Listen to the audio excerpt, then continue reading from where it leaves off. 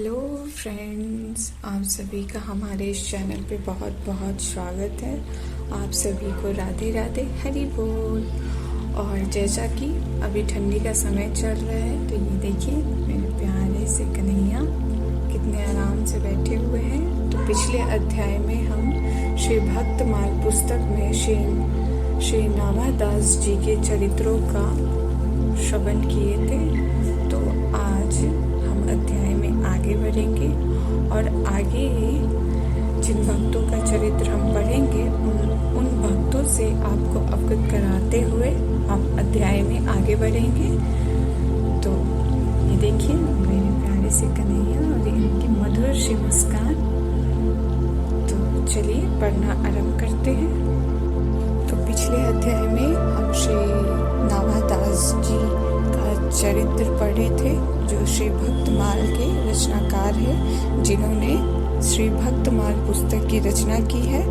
तो आज हम कुछ ऐसे भक्त का अध्ययन करेंगे जो बचपन से ही श्री हरि की भक्त रही है और उनका ही आज हम श्रवण करेंगे।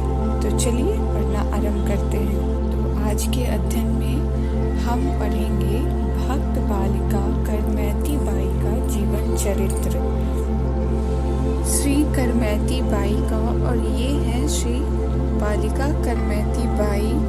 ऐसा स्वरूप है प्रभु के आसक्ति का कि इनका आश्चर्य होता है। ऐसा केवल भगवत अवतारी महापुरुषों का ही होता है। ऐसा समर्पण है श्री करमैती बाई का प्रभु के प्रति, क्या इनका ऐसा त्याग है। और ये सिर्फ और सिर्फ भगवत चर्चा से ही संभव हुआ है। श्री करमैती बाई शेखावत राजा के पुरोहित श्री परशुराम जी की पुत्री थी। इनका निवास स्थान राजस्थान खंडेला था। अब परशुराम जी अधिकतर, जो करमैती बाई के पिता थे, वो अधिकतर समय श्री भगवत चर्चा सुनने और श्रवण करने में ही लगे रहते थे। और भगवत नाम का चर्चा या श्रवण या मनन या कीर्तन, इसका बहुत बड़ा प्रभाव पड़ता है जीवन पर। और उसी से यही प्रभाव पिता से पुत्री पे भी हुआ। और करमैती बाई बचपन से ही भगवत चर्चा सुनती थी। जो लोग नियम से भागवत चर्चा सुनते हैं, उनका जन्म माँ भागवत के घर में ही होता है। भक्ति कैसे कोई बिना भक्ति के रह सकता है। जिसके घर में जिसके पिता महाभागवत है, उनकी पुत्री भला महाभागवत कैसे ना हो। और ये सारा प्रभाव भगवत चर्चा सुनने और श्रवण करने से ही होता है। आज हम उन्हीं श्री करमैती बाई का जीवन चरित्र पढ़ेंगे और आप लोगों को अवगत कराएंगे। कभी वह हा नाथ कहकर क्रदन यानी रोने लगती, कभी कीर्तन करते हुए नाचने लगती। श्री करमैती बाई जो थी, उनका मन बचपन से ही श्री कृष्ण के भजन कीर्तन में लगा रहता था।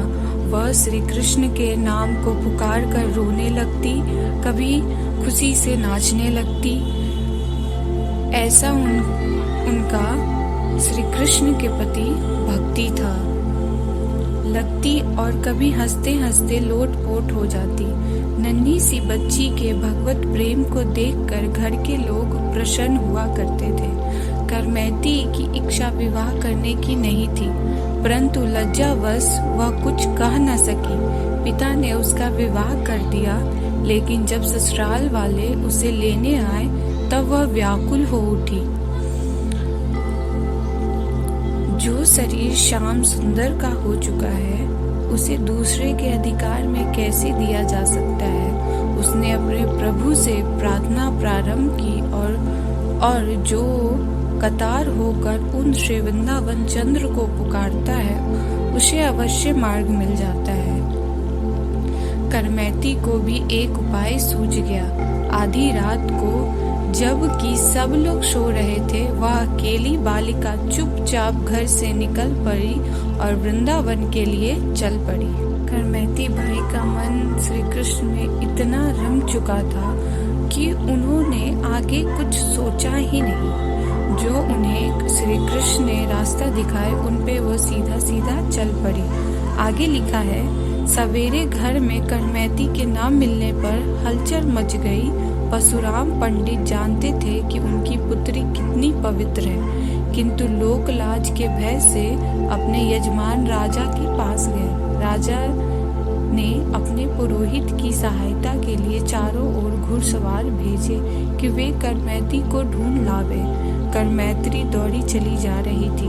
रात्रि भर में वह कितनी दूर निकल गई सो उसे पता ही नहीं चला। सवेरा होने पर भी वह भागी ही जा रही थी कि उसने घोड़े की टाप शब्द सुना।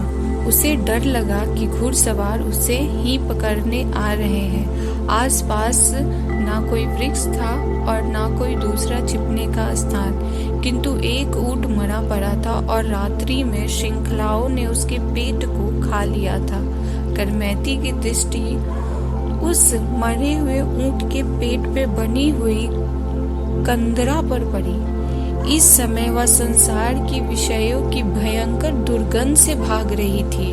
मरे ऊंट के शरीर से निकलने वाली गंध उसे विषयों की दुर्गंध के सामने तुच्छ जान पड़ी। भागकर वह ऊंट के पेट में छिप गई। करमैती बाई इतनी हरि भक्ता थी कि उन्हें कुछ दिखा ही नहीं। उन्हें बस जो दिखा वो करती चली गई। उन्हें ये भी नहीं दिखा कि वो मरा हुआ ऊंट से जो गंध आ रहा है, उन्हें वह गंध भी सुगंधित लगने लगा था। बहुत महान भक्त रही है श्री करमैती बाई। आगे लिखा है, विषयों की दुर्गंध के सामने उन्हें सड़े हुए ऊंट की दुर्गंध तुच्छ जान पड़ रही थी। भागकर वह ऊंट के पेट में छिप गई। घुड़सवार पास आए तो दुर्गंध के मारे उन्होंने उस ऊंट की ओर देखा तक नहीं। वहां से शीघ्रता पूर्वक वे आगे बढ़ गए और अंत में हताश होकर लौट गए। माता पिता आदि भी पुत्री के संबंध में निराश हो गए। जिनकी कृपा से विष अमृत हो जाता है, अग्नि शीतल हो जाती है, उसी की कृपा वर्ष करमैती पर भी हो रही थी। ऊंट के शरीर में वह भूखी प्यासी 3 दिन तक छिपी रही। उस सड़े ऊंट के शरीर की गंध उनके लिए सुगंध में बदल गई थी। चौथे दिन वहां से निकली। मार्ग उनका जाना हुआ नहीं था, किंतु फिर भी जो सबका एकमात्र मार्गदर्शन है और उसकी ओर जाने को मार्ग नहीं ढूंढना पड़ता है, मार्ग उसे खुद ही ढूंढ लेता है। करमैती को साथ मिल गया और वह वृंदावन पहुंच गई। वहां पहुंचकर मानो वह आनंद के समुद्र में मग्न हो गई। आगे लिखा है, जब परशुराम पंडित को अपनी पुत्री का कहीं भी पता नहीं लगा तब वे वृंदावन आए। लेकिन भला वृंदावन में करमैती को जानता पहचानता कौन था कि पता चलता। फिर परशुराम पंडित ने एक दिन वृक्ष पर चढ़कर इधर उधर देख रहे थे। ब्रह्म कुंड पर उन्हें एक वैराग्नी दिखाई पड़ी। वहां जाने पर उन्होंने देखा कि साधु वेश में करमैती ध्यान मग्न बैठी है। पुत्री की दीनहीन बाहरी दशा देखकर पिता को बहुत ही शोक हुआ, परंतु उनके भगवत प्रेम को देखकर वे अपने को धन्य मानने लगे। कई घंटे बैठे रहने पर भी जब करमैती का ध्यान भंग नहीं हुआ तब पिता ने उसे हिला डुलाकर जगाया। वे उससे घर चलकर भजन करने का आग्रह करने लगे। करमैती ने कहा, पिताजी, यहाँ आकर भी कौन कभी लौटता है? मैं तो व्रज कुमार के प्रेम में डूबकर मर चुकी हूँ। अब मुर्दा यहाँ से कैसे उठे? अंततः परशुराम जी उनके भक्ति भाव को देखकर वापस घर लौट आए। राजा जब यह समाचार सुना तब वह भी करमैती के दर्शन करने वृंदावन आया। राजा के बहुत आग्रह करने पर भी करमैती बाई ने एक छोटी कुटी बनवाना स्वीकार कर लिया। राजा ने करमैती बाई के लिए ब्रह्म कुंड के पास एक मठिया बनवा दिया। करमैती बाई की भक्ति ने राजा को भी भक्त बना दिया।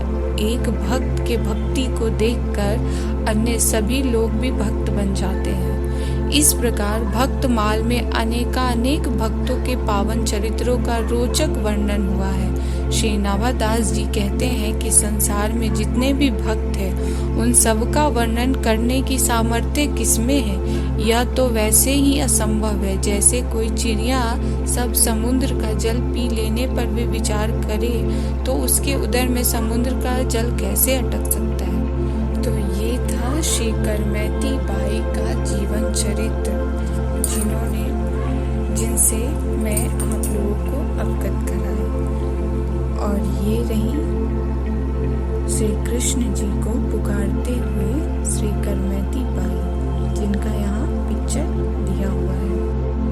तो आज का अध्याय यहीं था।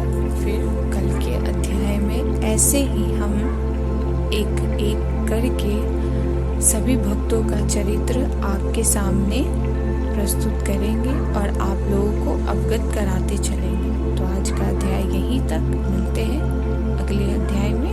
आप सभी को राधे राधे, हरि बोल।